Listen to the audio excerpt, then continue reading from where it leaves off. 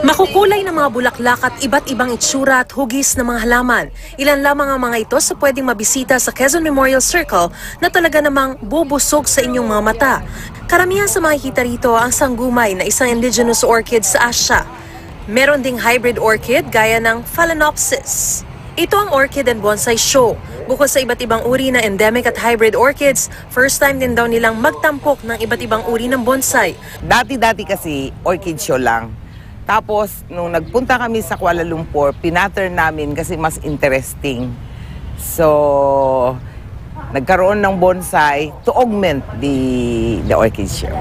Para sa mga gusto magka-green thumb at subukan ang pag-aalaga ng halaman, meron ding libreng lecture dito. Meron ding mga mabibiling mga halaman mula 100 hanggang 1,000 pesos depende sa klase. Siyam na orchid enthusiasts naman ang lumahok sa Orchid Landscape Competition. Si Ana, 3 dekada na raw sumasali sa landscape competition. Bata pa lang daw siya, malaki na raw ang interes niya sa paghahalaman. Hanggang sa ito na rin ang bumuhay sa kanyang pamilya. Nag-start ito, it was first my mom and my brother, Eric.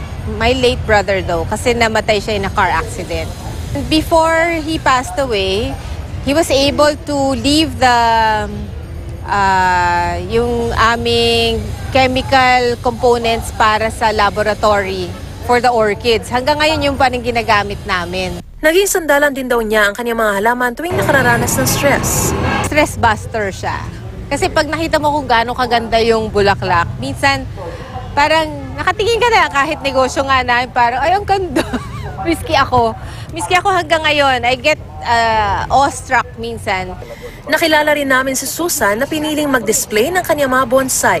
Sa sobrang humaling niya rito, umabot na ito sa 300. Pinakabinibida niya rito ang bantige na isang endemic bonsai. Katunayan na isali na raw niya ito sa iba't ibang kompetisyon abroad. Kaya nakakaganda ang bonsai kasi inayos ng tao. Yung mga tao na inaayos niya para magkaroon ng layer, para maging maganda sa mata. Para manalo sa show, dapat talaga meron kang gagawin na special sa puno mo na para gumanda siya.